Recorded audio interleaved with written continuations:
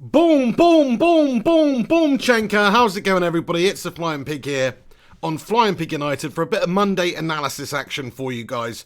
Hope you're having a good one. Hope you're recovered from the weekend. Hope you've let the dust settle on Manchester United versus Liverpool or whatever team that you guys follow, of course. Let me know that I'm coming through loud and clear, lads and lasses. Thanks to everybody who's in here early. I can see Bat Taz, WJ Davies. Thanks very much for stopping by.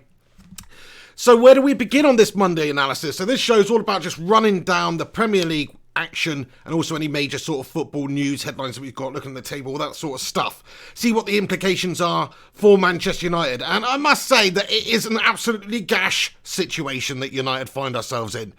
You know, we are right down there in 13th in the league.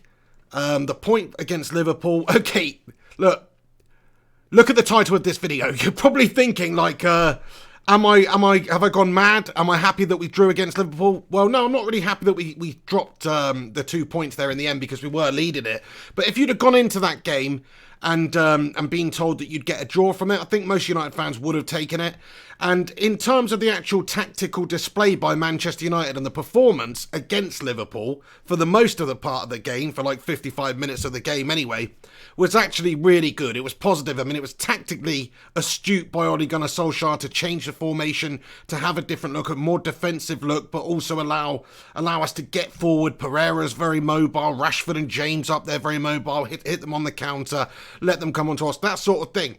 And it worked out really well for United going in at half-time. Obviously, we were 1-0 up with that great goal that we scored. Daniel James, Rashford getting on the end of it. Happy days. Unfortunately, we gave that up. But, I mean, if you actually look at the performance by United, considering we're coming up against a team that I think hadn't dropped a point for 16 games in a row in the Premier League going back into last season too. I think that's right, correct me if I'm wrong. Maybe that's just unbeaten, but no, I actually think it's a winning streak of 16 games going back into last season. I could be wrong on that one, but let me know if I am. But all I'm trying to highlight is the fact that they're a bloody good team. They win games. They're very difficult to beat. Nobody even takes points off them for a long spell. They've been in such a great run of form. They've got great players, great talents up there, great defensive unit. Everything's great about them. You know, we hate to say that, but it's true. So the fact that Ole Gunnar Solskjaer managed to get this absolute bang average shower of shite team, Manchester United, and that's what it is, unfortunately, at the moment. The squad is just not there. It's not capable. It's not up to the quality of Liverpool, to the level of Liverpool. Everybody knows that. Maybe one or two positions are in the team, but that's about it. So the fact that we managed to match them for intensity, if not beat them for effort, closing down constantly, getting at them organisationally, defensively, shape-wise, we were good throughout. You know, the fact we've managed to put up such a decent display against such a good Liverpool side with such a bang average United side, I think just goes to show you what a good job the coaches and Ole Gunnar Solskjaer did this week in preparation for this game and just how they approach this game. Everyone's always on about attack at United, which is absolutely true. If you do that against Liverpool with their qualities, with their defensive qualities, with their ability to counter-attack themselves, with the pacey attacking players they've got up there, they're going to rip you a freaking new arsehole. You need to play smart against them. You need to set up defensively. You need to counter against them. And for the most part of the game, you know, I think we did that absolutely fantastically well. About as well as we could have hoped anyway, you know, for considering we're coming up against such a good team and we have been so poor recently. The quality of Manchester United over the last 6 or 7 games just hasn't been there. Completely lacking in creation, lacking in any sort of style really that you can talk about. Now, we mixed things up, obviously, we changed things up, but it worked. Whatever you want to say, a point against Liverpool right now with how bad things have been going is not the end of the world. And we actually led that game until the 85th minute as well.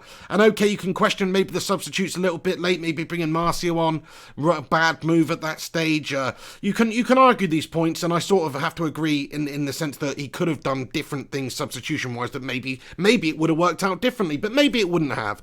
Either way, we finished that game with a point against the European champions, the team that are still 6 points top clear of the Premier League at the moment, 6 points ahead of City. They're obviously a decent outfit, aren't they? Do you know what I mean? So I think United did a pretty damn good job.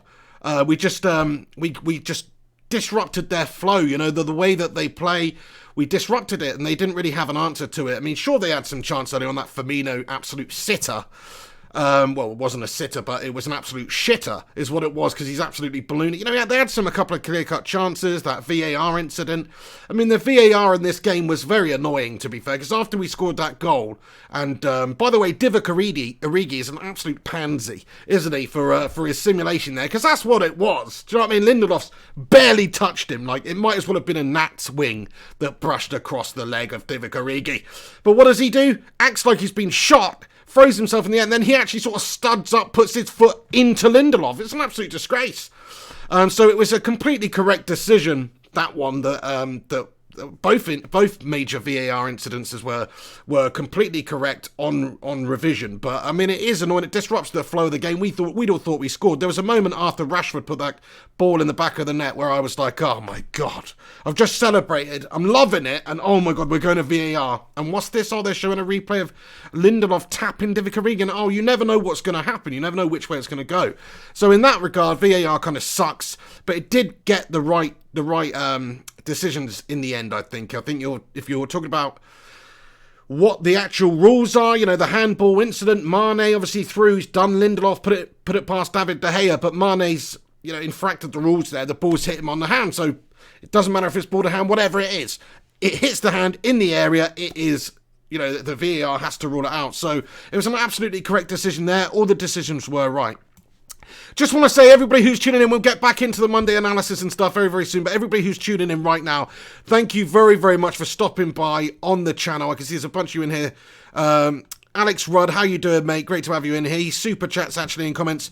Stopped him from getting wins record. Yeah, there you go. So, you know, great comment there, Alex. Anything to stop Liverpool from getting all these records would be absolutely fantastic for United at the moment. And also, you know, look, it's still crap that we lost the lead and we didn't win the game.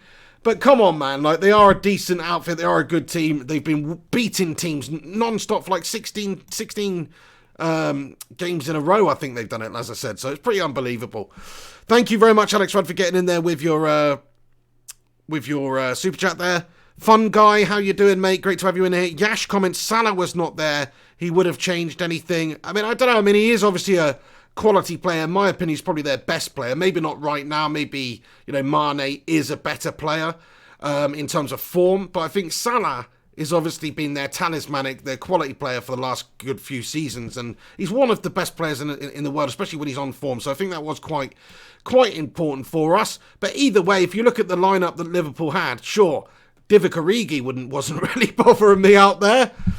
He's not really one of the players that I think, oh no, crikey, he's you know, we better watch out for him. Even though I know he scored in the Champions League semis and all that, but Divock Origi doesn't really intimidate me. The rest of the squad, though, it is an intimidating squad. So that's why I think it's such a great masterclass by Solskjaer in the end to get a decent result, bearing in mind just how crappy United actually are and the shit players we've got at our disposal. I want to just talk about Jose Mourinho, actually, which, guy's a bit of a legend, isn't he? Since leaving Manchester United, we've just grown that fondness back. I'm seeing people on social media say, oh, you know, we love Jose Mourinho again now. It's like, fair enough, but like, it didn't work out for Manchester United. But as a pundit, I like him when I see him on Sky Sports. Let's talk about Jurgen Kloppy as well. You know, here's another example, another reason why he got absolutely schooled by Solskjaer. You know, after the game, he's come in there. He's not too happy. He's animated on the sidelines throughout. He's having his say. He's putting his two penneth in, whatever you want to say. And he is not a happy bunny post-match. And rightfully so, I guess, because they did sort of pepper us for the last half an hour of the game. But, no, in all honesty, I think it was a fair result, if anything. Manchester United did a good enough job. Okay, we did park the bus for the last part, which was depressing. But Kloppy said that, oh, United just wanted to defend. United were just set up to defend. I don't think that's strictly true, Jurgen. I mean, fair enough, pal, if that's your opinion, but the first 45 minutes of the game, we matched them blow for blow. Yeah, we were defending, but we were also countering very well. We're getting forward at him. We're causing them all sorts of problems, do you know what I mean? So I think that's a bit of a silly thing to say, the fact that we were just defending, that's all we wanted to do. Maybe for the last part of the game, that's all we wanted to do, because we were protecting a 1-0 lead. And obviously that's what we, you know, we're trying to win the game. And that's probably the most effective way to do it with a bunch of melter players like we've got, to be fair. And I don't really want to criticise the players for this game, because actually most of them, they performed really, really well. But yeah, I think Jurgen Klopp's just a bit of a melter of my moment, to be fair. For that comment there saying that we were set up defensively is wrong. But Jose Mourinho, I love what he said about it. I think I've got a little quote here, actually, for you lads and lasses. He said, he basically said he didn't like the menu. He likes meat and he got fish.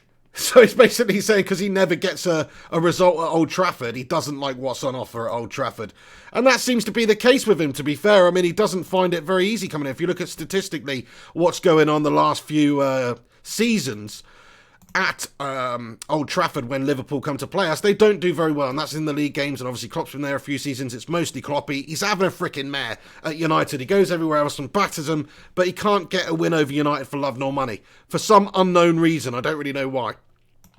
Probably because it's just one of those big pressure games for them. Like there's a lot at stake. Bragging rights, it's a huge age-old rivalry. So you've got that to contend with, and all the players are bang up for it because they know what it means to the fans. The fans are bang up for it. There's all this hype and hoopla and stuff that was built up beforehand because of the rivalry, because of what it actually means for both of our seasons as well in this particular instance. Because let's not forget that this game is like one to send us to the relegation zone, or one to put us in mid-table, or it could be one to get our season back on track if we win the game. That's the sort of game it was. But either way, any time, it's always a huge game. So I think it probably benefited us that there's just that added pressure for Jurgen Klopp going to United. He doesn't have a great record there. Even though United haven't been performing and everyone was saying we're going to get smashed 5-0 before the game, it didn't happen that way. You know, we matched them blow for blow for the first half, and then, you know, and then we freaking battered them 1-1.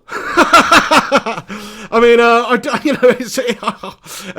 it's difficult to get excited about a draw at home against anybody. But what I'd like to think is that it's the springboard and the bit of confidence and a shot in the arm that some of these players needed, and that Ole Gunnar Solskjaer needed, and some of the fans needed, just to get behind the team, get behind the coaches and the manager, because tactically they got it right. They haven't been getting it right tactically recently, but things can change. They need time to work with players and bring players on and improve and not have so many injury problems and stuff like that, and get a couple more players in. They need a bit more time. But you could see the tactical ability on display in that game, considering we're coming up against such great opposition. We got it just about right in that game in terms of having the quality of players that we've got, setting up defensively to play to our strengths there, and counter to play to our strengths with the likes of Rashford and James with their pace. And it did a good enough job. Liverpool couldn't beat us, could they? Thank you to everybody who's tuning in. If you are tuning in here, do us a favour, smash a cheeky little like on this video, get your thoughts and opinions in the comment section, and I'll read a bunch out as we go along. Just going to stick on here for about sort of 20 minutes, half an hour today. I haven't got too long, but I did want to just pop on bit of Monday analysis, give you my thoughts and opinions on what's going on at United, and also break down the Premier League, some of the other fixtures. A lot happened in the Premier League at the weekend, obviously, as we know. I'm just happy that it wasn't ended by Manchester United just being the bottlers, the bottle job, and being right near the relegation zone. That would have been awful, and Liverpool fans laughing at our demise. I mean, okay, we're 13th, and they've come where they'll be reasonably happy with that in the end after trading 1-0 to the 85th minute. They really will. But, United, we are only 13th. We're mid-table. We're actually we're lower than mid-table, 13th in the league. So it's a nightmare situation we find ourselves in. It's all about how we react now. I'm hoping this game's going to be the sort of springboard that does that. Paul fan comments, parking the bus is not schooling. You're a rich Stoke. Well, fair enough, pal. Bit harsh. I mean, I wouldn't say we're a rich Stoke. Do you know what I mean? If anything, you're like a rich frickin' Tranmere Rovers or something, mate. But anyway, fair enough, Paul fan. I want to know what team you support, but fair enough. You're loving it there. I mean, good luck to you this season. I do hope that you Slippy G bottle drop it at some point, though, I must say. And I do think it's going to happen because the history books have shown that Liverpool cannot win the Premier League. 30 years of hurt, my friend. Okay, giving it the bigot about United at the moment. Yeah, we're doing shite, aren't we? We truly are. But it was only about 6 years ago we last won the bloody league, so, we'll be back. In terms of tactically, though, okay, parking the bus is not... We only did that for the last half an hour, mate. What about the counter-attacking great goal? The fantastic old-school Manchester United-style counter-attacking goal that we ripped your freaking sweet Liverpool open with? And Daniel James got down the wing and he's putting a ball of all balls and Rashford's banged it in. I mean, come on, pal. You know, you've got to give credit where credit's due. I give credit to Liverpool and say they are a great team at the moment.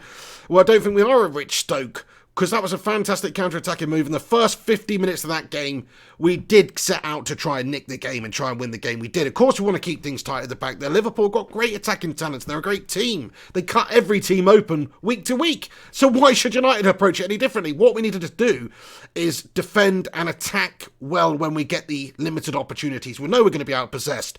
We know we're going to be under the cosh for a reasonable amount of the game. They're just a better team at the moment. You're a better team, so yeah. It is a schooling, because Solskjaer's managed to get a point, very nearly a win, against a much superior Liverpool side. You know, I hate to say it, but they're much superior. The Music Fiend comments, we should have won that game. I mean, we could have won that game in the end there. It was only 5, 6, 7, 8 minutes with stoppage time to hang on from the time that they actually equalised via Lallana.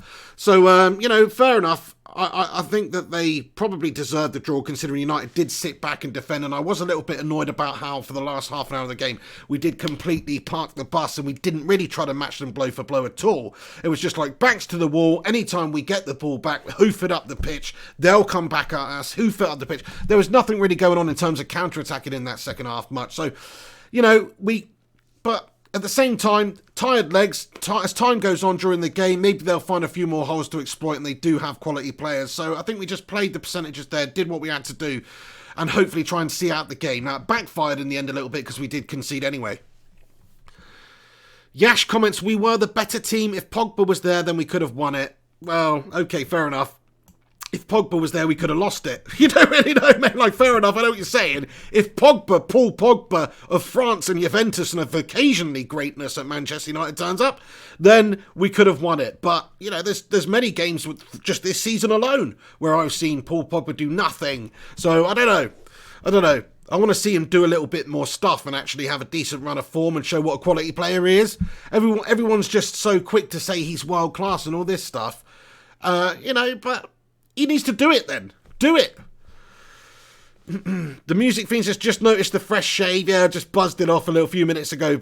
It was getting obscenely bad, to be fair. I was starting to look like a fisherman or something. Do you know what I mean? Not that there's anything wrong with being a fisherman, but I was saying, you know, I'm not a fisherman. And I'm starting to look like one. Either that or like a hobo who moonlights as a fisherman. Do you know what I mean? Yeah. Comment here from Damo Dongo. Comments, Ollie is better than Klopp. Facts. Well, in terms of a footballer who's better than him, because Klopp was just like, wasn't he like a second division like defender for, I don't know, anyway. I think it was all right. Seen him score one good goal at one point in his career from some highlight. But, which was good, to be fair. But other than that, I think that Solskjaer was a much better player as a manager, though. You know, come on.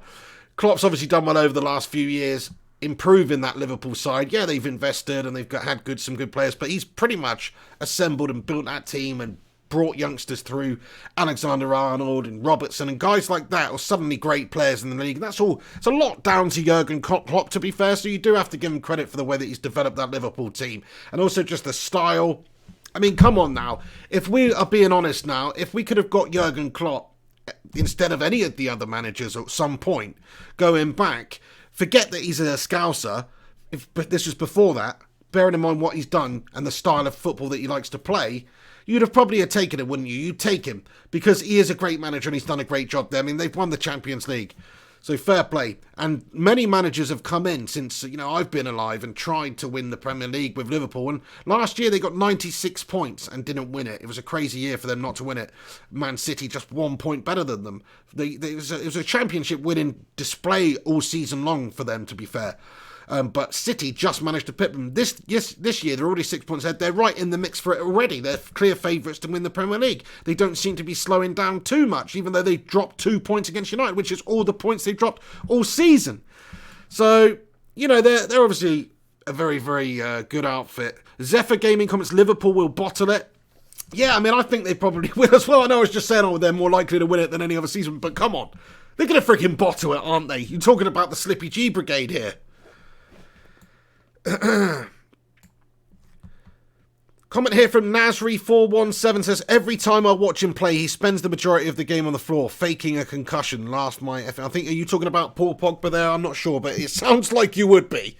What else did I want to talk about quickly? Okay, so let's get into some of the player performances in the game. I just want to talk about a few players that maybe I didn't touch up on enough. Yesterday, obviously, the dust has settled. And seeing as the dust settled, I'm actually pretty happy with a lot of the performances out there and just generally the team performance. Dan James was stunning, wasn't he? What a young man, really coming into his own. Quality player already. 21, seems to be in the right place. What I mean by that is he's come up from Swansea, but he doesn't look out of place. If anything, he looks like one of our better players. He's been our best sort of forward player this season by a mile. He's assisting, he's creating, he's scoring. And for a 21-year-old coming up from Swansea, I mean, fair play to you, Dan James. Absolutely loving it, pal. Pereira, I thought, put in a good performance yesterday as well. Maybe I didn't touch upon it enough. I did say that I thought he did well, but he also had a couple of mares at times, which early on in the game he did. But if you're talking about just energy, taking the ball forward and creating some problems, you know, he did a good job, much better than he has done for a while. So Pereira deserves a little bit of a shout. Same goes for Maguire. Maguire's put in a good defensive display. The more I think about it, the more I think about that big, great slab head rising from the floor and clearing some balls away. And who else had a really good performance? Wan-Bissaka was solid as ever, to be fair. Quality from him. I think Lindelof was a little bit disappointing as always. Maybe not as always, but quite often he's disappointing. Shame Twanzebe took that knock. I'd like to see Twanzebe and Maguire actually given the run for the time being. Not to say that Lindelof can't do a good job for us, but he just seems to have a bit of an error in him. He's a bit of a boat. You know, his turn in circle's not very good. And he's a little bit slow. Defensively, I don't know if he's got the natural abilities when it comes to, you know, physicality and things like that, because he seems to get out jumped a lot and that kind of thing. But who knows? Time will tell on that one. But generally, all round decent performance from the guys. What do you guys think about it? J Jam comments: left headphone is louder than the right. Maybe because I'm speaking into the side of the microphone. I'm not really too sure what's going on here. Bat Taz comments: the way you celebrated, I thought you had won it. What, when we scored the goal, you mean? I mean, I went freaking absolutely nuts when we scored that goal yesterday, by the way. You can watch it in my watch-along video if you so wish. If you want to see a man go nuts and almost have an actual heart attack and his eyeballs pop out on camera, then, you know, go and watch that. But if you don't want to do that, then don't, obviously. But yeah, I mean, you know, I didn't celebrate the final result, obviously. I was a little bit annoyed. I felt reasonably happy with the final result in the sense that we didn't get beaten. It's always nice when you're in a terrible run of form and you've got a much inferior squad compared to the opposition that you're coming up against who are flying high and haven't dropped a point all season. It's always nice not to lose the game. I think that's the main thing. Alex Rod comments: parking the bus against Liverpool is not something you want to do. You need to put pressure on them. Yeah, I think that's a fair comment. I mean, even though we did set up with a defensive formation and a style, we still had a couple of players up there, Rashford and James, trying to cause havoc. We still moved the ball quickly when we won the possession back. That was obviously quite a factor in the goal that we scored, because it was a great, swift counter-attacking move from just getting possession back, head up, play that forward pass, James running down the wing, whips the ball in, Rashford onto it. You know, it was very pinpoint, it was precise, it was good, swift counter-attacking play. So, you know, we didn't just set up with all the players behind and just park the bus for the whole game. I think when the problems arose, like you're mentioning and referring to, Alex, like is when we did park the bus. That is when the problems arose, because we're just inviting them onto us. We started to Jose Mourinho it at that stage. And, yeah, it didn't work out too well for us. So I completely agree with that one, pal.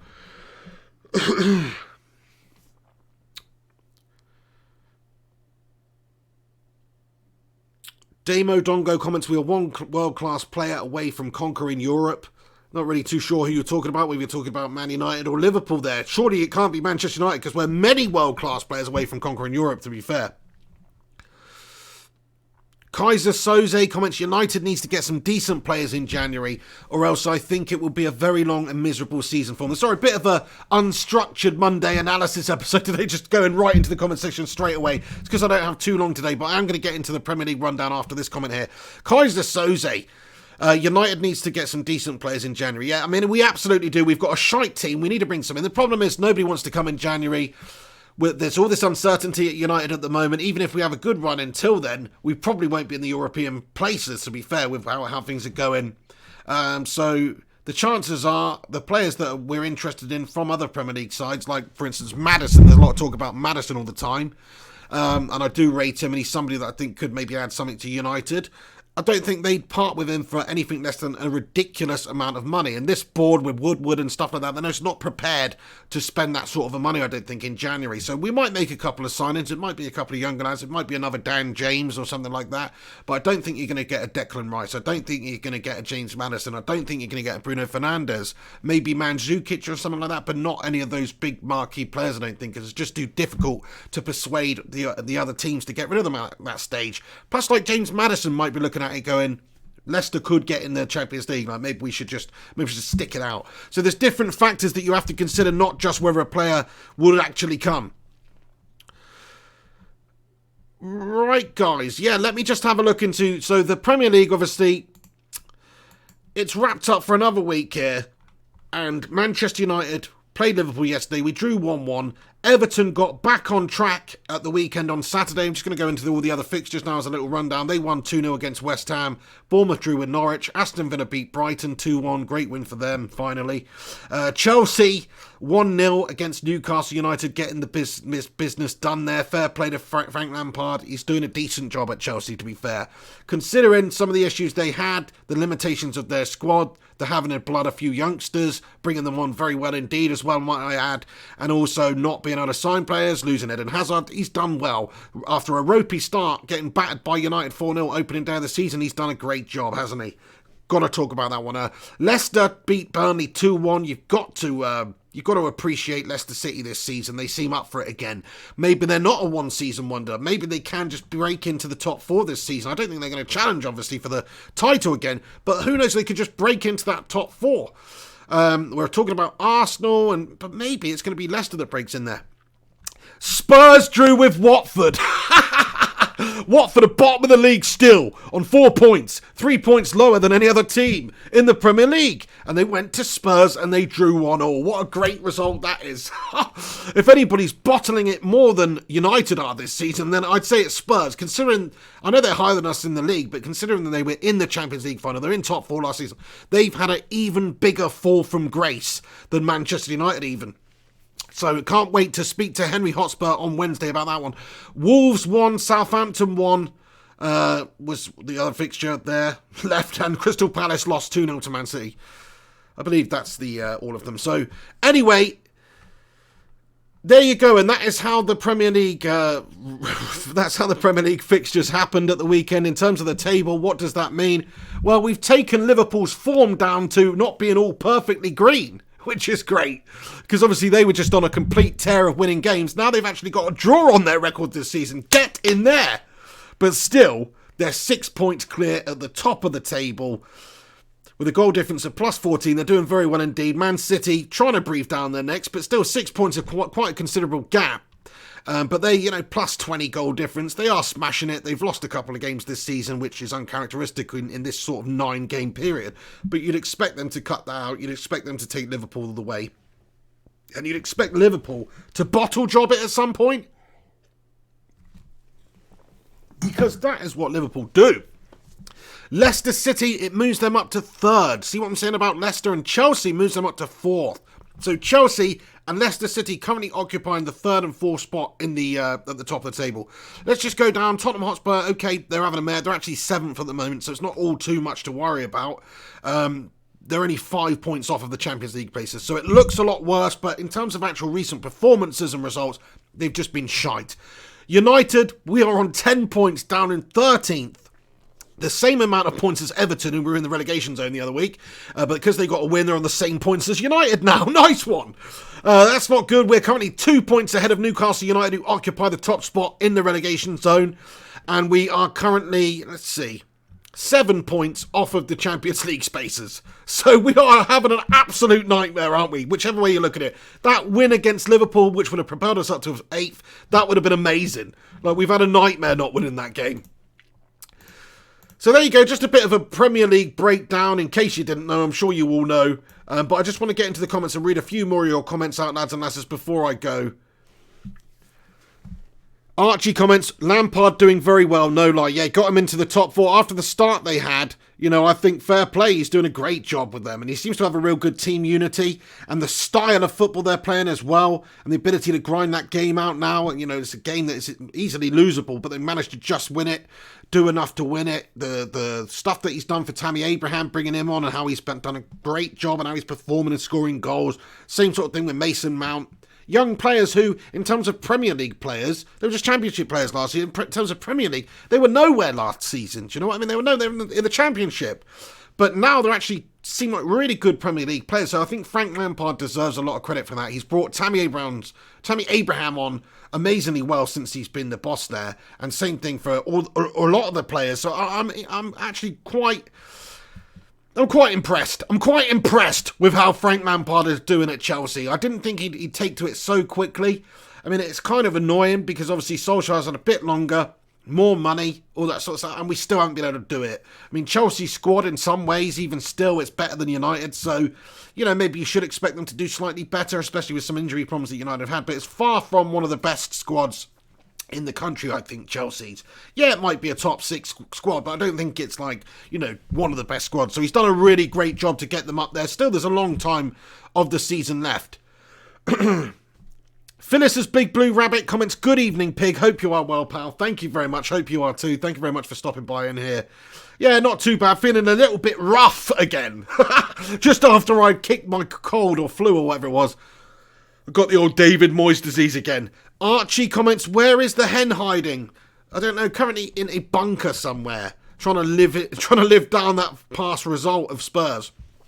Archie says Spurs are dying fast, Poch giving up. Yeah, I don't know what's going on at Spurs there. I mean, I know we just talked about it, we just ran down the table and they're really not that far away from like top 4 spaces. A few wins on the bounce, they could absolutely get back up there into the top 4. They could, but it doesn't look like happening with the way that they're playing. Something is amiss there. Something's amiss. I don't know what's going on. Pochettino in the dressing room, if there's any sort of rift or disagreements in there. They don't seem to all be pulling in the same direction. Some of the effort levels are poor. I've watched Spurs a couple of times this season. That Newcastle game, I watched it back and I thought they were absolutely dreary, man.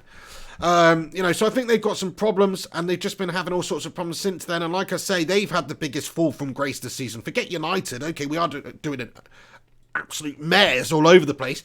But Spurs have had the real shitters, haven't they? They've had the real Drossatino. That's what's going on. They've got Mapicio Drossatino in charge, who's just serving up all this dross week in, week out. And, okay, we are too. Ole Gunnar's doing it too with United, but they've actually got the squad for it. Like, we don't have a great squad. Sure, we should be doing better than we are, but they've got actually a great squad. I mean, who wouldn't want to take players like Christian Eriksen or Son Heung-min or Harry Kane, Alderweireld, and, they've got a lot of great players to Spurs. So the fact that they're having such a nightmare, it is more of a worry in a way for Spurs fans, because it's like, they've got to get back on track. But I think that they will. I think they'll probably win the next few games. I mean, I don't actually know what Spurs' next fixtures are, but I'd be interested to see. Of course, we've got Norwich City coming up next, which is a huge game for us because it's hugely winnable. But at the same time, if you don't respect Norwich and you don't really bring your A game, they've got the ability, if they bring their A game, to rip you to shit. Because they've done it a couple of times this season already. Timo Pukki, one to watch out for, great team ethic that they've got. They might not have the best players in the world, but they've got a great team, which is kind of the opposite of what United has been for the last couple of seasons, because we have had big name players on big money, but we've just not been a great team. I'm hoping Ole Gunnar can bring that back to it. That's one thing that I was encouraged by for that Liverpool game, is the fact that just the team spirit, the ethic, the work rate, all that stuff was great. And the fact that we were disappointed not to win, the fact we were trying to win, and the fact that, we didn't bottle it at the end then as well. Gungshi in the house, how you doing, mate? Comments, hi Pig, feeling too rough to take part much, just wanted to say hi, hope you feel better soon, mate. Same right back at you too, Gungshi, if you're feeling rough also. Yeah, definitely, there's something going around at the moment, Gungshi. We're not 100% at the moment. I think it's just Manchester United fans in general. Do you know what I mean? It's like we've got this like depressive state on the go, which just sort of drains your body. Stress can be very bad for a person, Gungshi. And I think us Manchester United fans, we are feeling all pretty much stressed out at the moment. Manchester City comments, Manchester City TV UK Kids comment, I'm playing Monopoly right now. Well, thanks for sharing, buddy. Do you know what I mean? I don't really know what the relevance of that is in here. But thank you very much for getting in here. I read it out, so more fall on me. Kaiser Soze comments, I support my local team here in Norway, and they suck so bad it's hard to describe with words.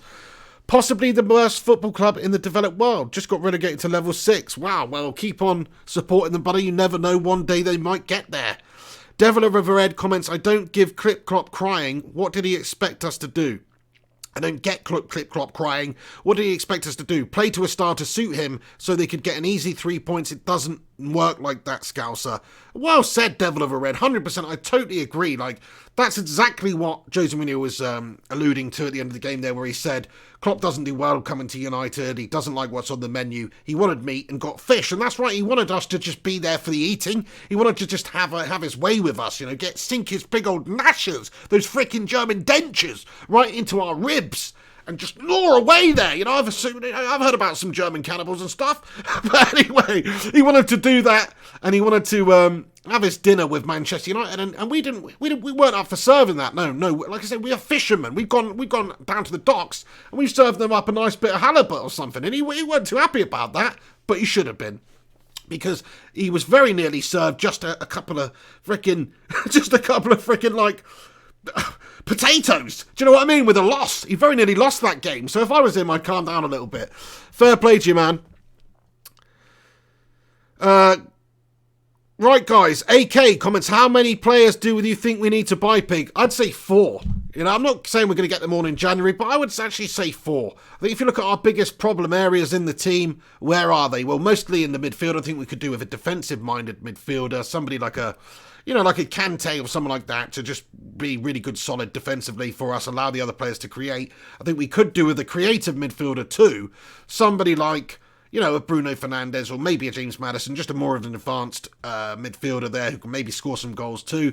And then we certainly need a striker, whether it's a backup striker or somebody to come in and take the mantle and be the main striker. We definitely need a striker because we're just lacking in that area. I know Rashford scored yesterday, but he's been out of form recently in front of goal. And Martial's still an unknown entity really in front of goal as a main number 9 striker.